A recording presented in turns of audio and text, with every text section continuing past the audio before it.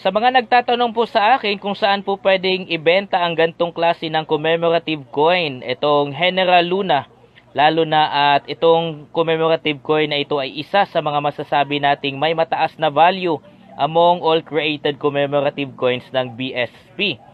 Bukod po sa aming mga numista at mga kolektor, pwede po kayo magbenta online, and I would like to recommend Carousel PH na kung saan pwede po kayo magbenta po nito nang may hustisya din naman sa mga coins po ninyo. Huwag lang doon masyado sa mga nagsasabi na very common coin lang ito or mababa lang ang presyo nito, kasi kapag mabili nila sa inyo yon tapos ibebenta nila ng sa kanila, lugi kayo doon. Kasi ito ay may mataas na value. So pwede po kayong gumawa ng account sa Carousel PH, i-post nyo po ito doon at ito ay umaabot ng 22,000. Carousel PH po yan.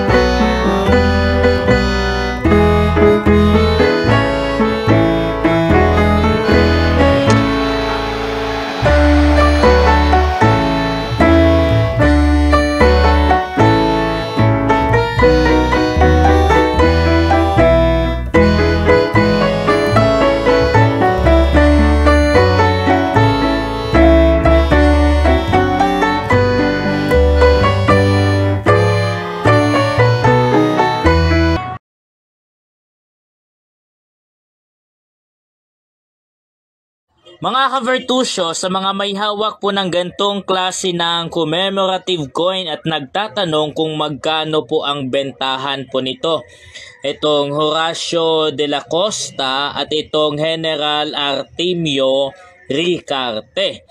Ang dalawang coin na ito, mga ka-Vertusio, na commemorative coins, ay hindi po ganun pa kataas ang value po ngayon or bentahan online or kahit saan. Dahil ang mga bida po kasi sa commemorative coin na ito, mga ka-Vertusio, ay hindi naman masyadong kilala. Hindi rin sila somehow recognized talaga as Philippine national heroes. Although nakapagbigay naman sila ng karangalan sa ating Pilipinas or sa ating bansang Pilipinas. Ang presyo po nito online, Carousel PH po ang pagkukunan natin ng presyo ha. Ang bentahan po nito ay simula po 1,000 hanggang 1,700. Again po, 1,000 to 1,700.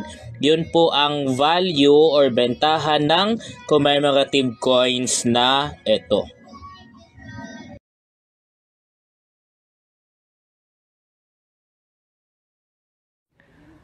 Mga ka-Vertusio, ang 5 piso po na old coin po natin na series of 1993 ay hindi po siya common coin, mga ka-Vertusio ha.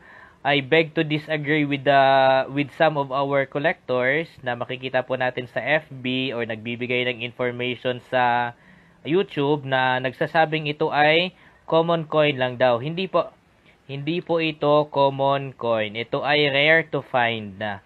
With the fact na ang tagal na po ng coin na ito at ilan lang po ang may hawak po nito.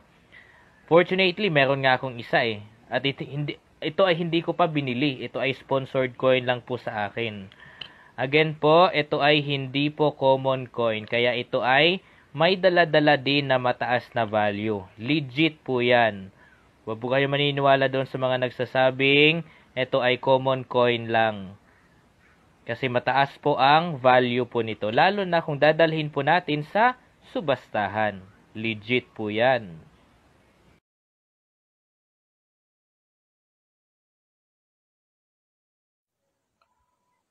Horacio de la Costa. Commemorative coin po ito, mga ka-Vertusio.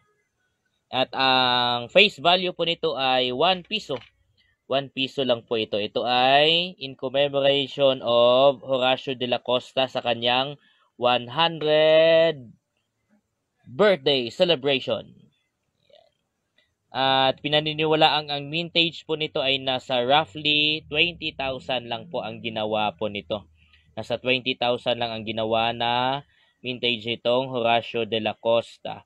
Price update po tayo mga ka-Virtusio. Pwede pong tingnan online. At ang best recommended ko na platform for buying or selling coins ay Carousel PH. Ito ay nasa 500 pesos hanggang 1,700 na po ngayon. Yes, 500 pesos hanggang 1,700 or exceeding sa 2,000. Kung meron po kayo nito, pwede nyo pong ibenta ng ganong presyo.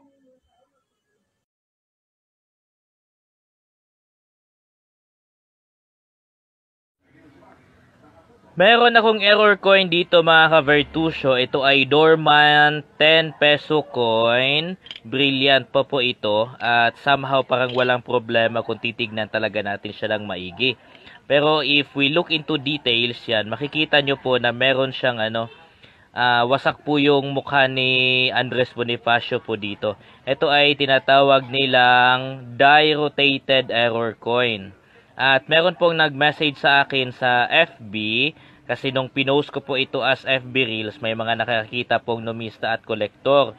Tapos, they are offering 50,000 for this kind of coin. At natitempo ako kasi ito ay rare na collection ko po. Wala po akong ganito na iba. Ito lang talaga ang meron ako.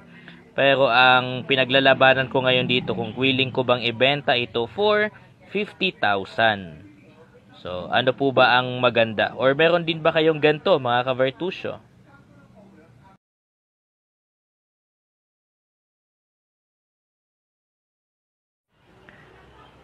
Naalala nyo pa ba ang error coin na ito mga ka-Virtusio na ito ay nabili ko nga po sa isa sa mga kasama ko sa trabaho na ang error sa coin na ito ay may butas po siya.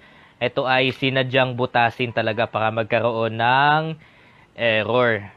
Pinost ko po ito sa FB at pinost ko po ulit ngayon kasi meron pong nagme-message sa akin na willing daw niyang bilhin po itong coin na ito for 13K. Yes, 13,000 daw po ang gusto niyang i-offer po sa akin dito. Pero naalala ko po sa nakaraang video ko nung pinost ko po ito na ang sabi ko, hindi ko po ipagbibili yung coin na ito kasi nga ito ay tawag nito against sa batas po ito ng BSP na sinira. Baka kasi pwedeng sabihin na ako mismo ang gumawa nito at nagkaroon ng error itong coin. So again, hindi ko po ito ibebenta kahit na bibilhin pa ito ng 13,000. No muna.